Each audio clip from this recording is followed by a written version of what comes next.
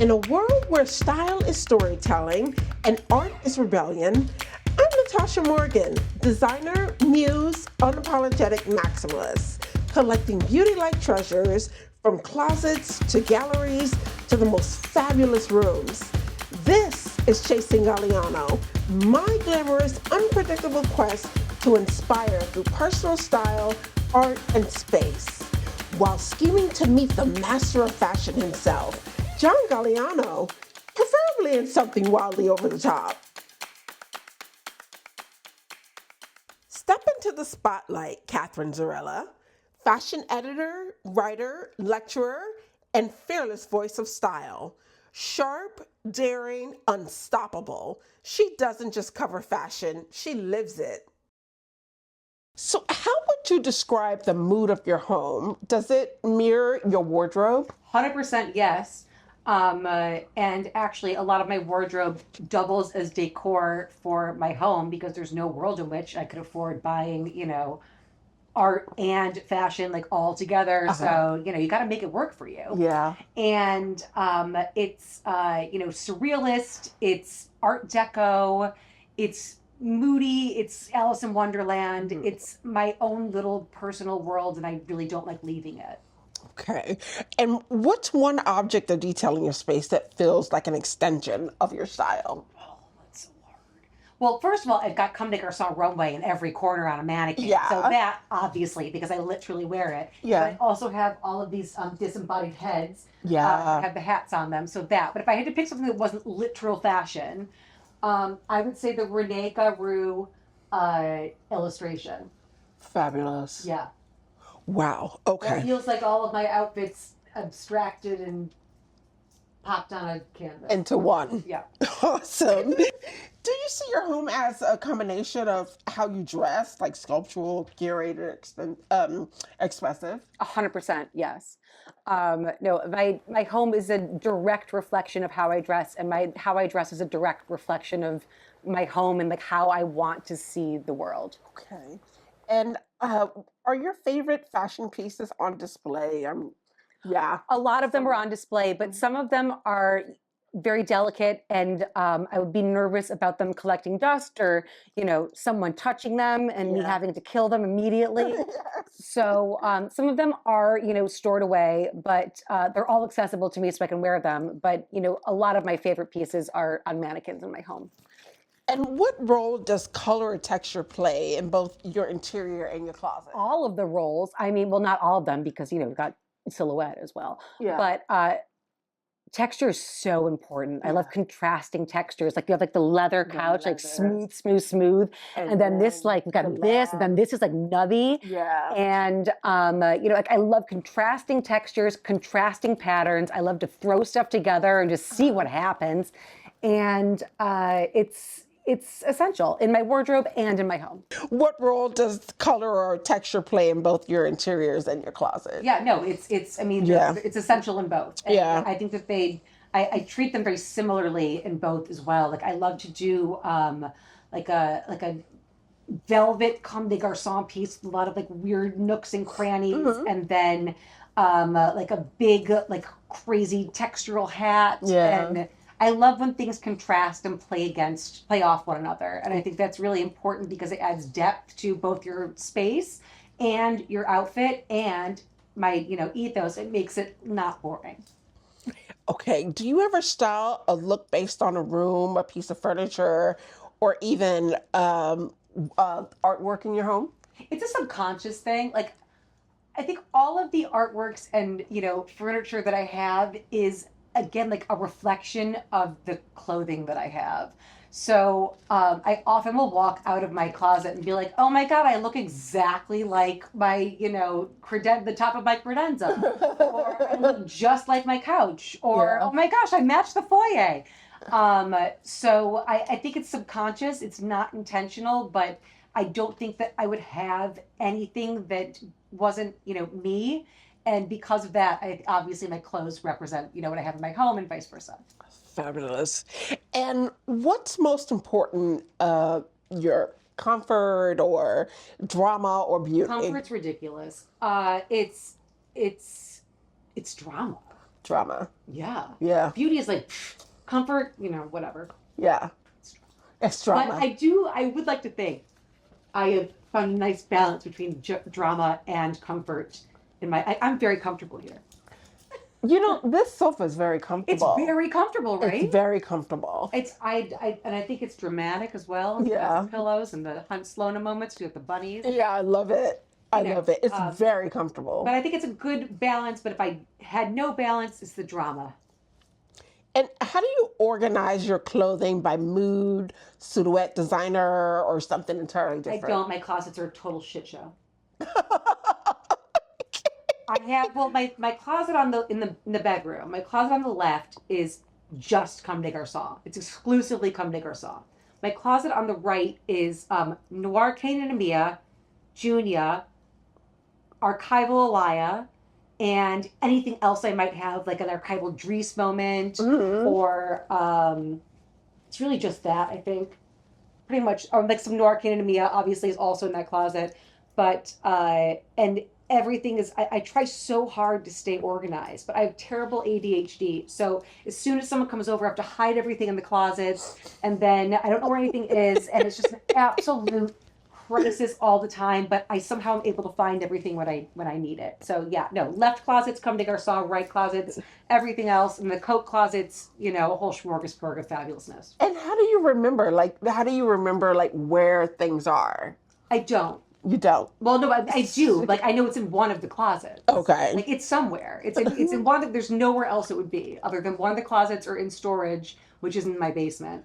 And that's great. But I do that by season. So anything that's just too heavy to wear, and I always do it halfway through the season. So it's like by the time I need to wear it again, I just put my winter clothes away, and it's almost July. It's almost time to yeah. And how do you because you have a lot in your closet space. How much of a storage space do you have? Like, is it large? This is a pre-war building, honey. Like, it's tiny. Oh. So I have these I went on Wirecutter and looked for like the best like storage tubs that locked out moisture and everything else. And then I have like special garment bags for everything, and I put as much as I can. They're all stacked up in my storage space. Wow. Which I'm sure many, archivists would stab me in the eye, but do you know how expensive it is? Like it is to like have like your clothing stored like a proper archival place. Like I can either buy the clothing or store it. So it's going downstairs. I understand. Yeah. Do you consider your closet a workspace, sanctuary, or stage? It's my happy place. Your happy place. That's wonderful. In what ways does living with your art, archives, and design books influence how you show up in fashion? I think it's made me totally delusional about the entire world, and I could not be happier about that. And it's like I show up looking like my archive and my art and my books and my home and my bunnies, and that's how I show up, and that makes me very happy. Fabulous. I live for you, girl. I live for you. I love that you're so candid and honest with all the questions that I'm asking. I'm very happy to be honest. That's great. Because some people what am I going to do, lie and be like, oh, it's like an intellectual digestion and be like, no. Okay. Is your space a curated gallery, a living artwork, or ever-evolving installation? It's an ever-evolving living artwork installation. Okay. Duo. Okay. Do you live surrounded by passion pieces or objects with stories? Both, because any object that has a story is a passion piece. Okay. Are you living in a mood board, a monochrome dream, or a beautiful chaos? Beautiful chaos, always. Yeah. Favorite room in your home? I think I love all of the rooms in my home a lot. I really love my foyer because it's a lot of, it's like my first big Comme des Garçons runway piece in it, and like a lot of crazy hats and like beautiful artwork that I love. But also my bedroom, I'm really trying to make into my perfect wonderland sanctuary, and has a lot of vintage Schiaparelli ads. Like, there's a lot of Schiaparelli, like vintage pieces, both as clothing and as artwork that I love in there. And it's not as dark as the rest of my apartment. My bedroom is bright. People would be shocked. Like I'm currently looking for a pink rug. And it's bright and I love waking up in it because I'm like, oh, like the world is like bright and pink and beautiful. Yeah. And I really love that room. I think if I had to, I love all the rooms a lot, and I put a lot of work into making all of the rooms feel perfect to me. Mm-hmm. I mean, they're not perfect. Oh my God, like that needs everything needs so much work, and there's like, paint chips, and the rabbits like eat the wall every day. And But it's lived in. but no, it's lived in, and it's like Yeah. my lived-in fantasy. But I think I love waking up in my bedroom. That's fabulous. Yeah. That's great because I love waking up in my bedroom. It's very important. Yeah. If you're waking up in a place you don't love, like forget it. Your whole Yeah. day's just I ruined. agree. I agree. So it's good And- for bedrooms and for, lovers. Do you usually work with an art like an interior designer? I give or up. you- No, I give up. Yeah. Not that interior designers aren't amazing. Like when I initially did my apartment, I had a friend of mine help me, and he was so wonderful, and we like laid the groundwork. But I think most of the stuff is gone now. But it's because again, like I don't know if I knew who I was when I've had this apartment for a long time. Uh-huh. I moved back from London in 2012 and got this apartment, and I've Mhm. been here ever since. And now that I know who I am, I do all of it myself. That's excellent. Yeah, it's That's fun excellent. Yeah, and you have a really deep personal relationship with every with single piece. everything. And that's great. I wish more people would do that. I am the same way. I mean, it's very time consuming, but also Yeah. when I'm procrastinating on a story, I will like redecorate my home, which I'm Yeah. sure my editors love. That's another question. That's a good question. Do you get bored and have to change what you're No, I never creating? get bored. I need an excuse to procrastinate. And then Okay. I'm like, well, that portrait wall does not seem done. And then I'll start ordering things. I'm like, well, this rug, I don't even think I can clean it anymore. Let's find a new one. Like, let's get a new situation. Uh-huh. And I'm like, I don't know if the bedding works anymore. Like, maybe I need like octopuses on the bed, which I have now. They're Fornacetti and they're amazing. So it's not that I get bored. It's that I need to find an excuse to do something, and it's that. Okay. Fresh flowers, vintage books, or runway memorabilia? Oh, obviously it's runway. Fresh flowers. That's ridiculous. Do you see any fresh flowers in here? I mean, like, no, like they're great, but like I've killed so many orchids in my day. Like I can't keep fresh flowers alive. And the rabbits, oh my God. I got sent the most beautiful flowers. I put them right there. I went out to meet my friend for a drink. I came back. The rabbits had pulled the entire vase down. Oh no. And we're just devouring the flowers. I was like, you know what? I should have known better. It's my fault. I should have known. Oh no. And candle scent of the moment. Okay, I really love, it's not of the moment, it's of my life. It's the Joe Malone Malone. Pomegranate Noir. Oh, that's what you're burning. Well, no, I I'm love actually it. not right now because I currently have like a wood sage situation, and there's a Come Take Our Psalm one and a Joe Malone one. I like both of them, but my signature home scent which is in my bedroom, is the Joe Malone Pomegranate Noir. Okay. I have to smell that one. I have to smell that because I use the Joe Malone too, but the roses one, I love it. I love it all. Yeah. Do you dress to match the mood of your surroundings? No. I dress to match my personal mood. If it matches the surroundings, that's Mhm. fine. I prefer not to match the surroundings. I prefer to stand out from the surroundings. Okay. And what's your most treasured item in your space right now? Oh, this is a perfect question. Okay, so I have a lot of incredibly treasured items. A lot of them were, my mother's or, like family heirlooms. But may I grab my treasured item? Yeah, please.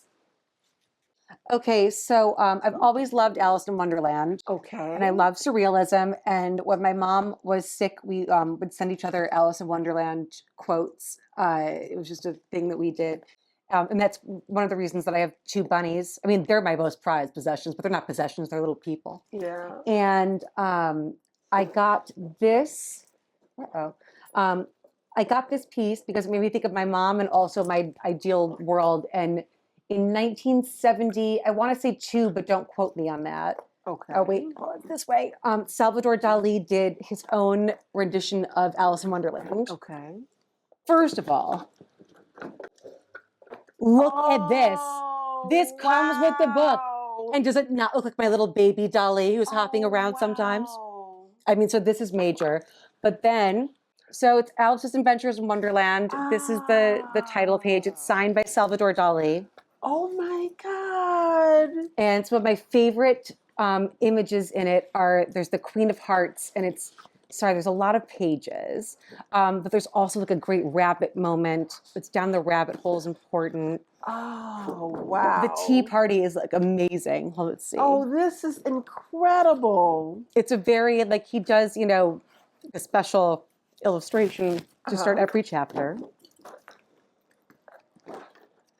If I had the pages, oh, here we go. So this is one of my favorite. I looked for it forever. Oh, wow. So this is, I really love, and I'm getting them framed and I'm going to put them in my bedroom. Well, I'm not getting the originals framed. I'm going to scan them and then, because I don't want to hurt the book. No, of course not. But that I also love, like I love the Queen of Hearts and the red. And wow. So let me just find that one quickly. The Queen's Croquet Ground. Oh, we do want this. Okay, is that where the picture is? That's where where is it? Where are you? It should be. Yep, ta-da. Oh my God. So those are the, you know, the knights. Wow. Wow. Yeah. That's so beyond. And I could go on forever, but I won't like keep this, I won't keep it going. Oh But my God. no, this is one of my most prized possessions and I feel so lucky that I have it. Oh, I'm so appreciate you showing me this. It is my great pleasure. Oh, Okay, let's so just keep this guy safe. beautiful. But Yes. Does this go inside? yeah. No, it comes no, with I don't want to touch it. Oh no, you're fine. And it was a total surprise because when I got the like I found this gallerist who had it and I explained to him why it was so important to me. So he worked with me on the price, which I was really grateful for. And I had no idea that this came with the book. Wow. So when I opened it up, I was like, oh my God, it's Dali! It was for Salvador you. Dali, but also my bunny who's named Dali. Yeah, it was definitely for you. So yeah, it's really special to me. Wow. Wow, thank you for that. Oh, it's my pleasure. Oh, wow. If your home was a designer, who would it be? Why are you doing this? It would be Rei Kawakubo. Yeah. I don't know if she would actually like it herself. Yeah. But that's what I, you know, for a lot of what I've designed, not designed, I don't design anything, but what I put in here, it's a Rei Kawakubo moment. It actually would be like if Rei Kawakubo and Elsa Schiaparelli had a baby, they just had like a little baby, it would be that. Okay. Yeah. Okay. Yeah. Wonderful. Thank you, Katharine. Thank you. That's it.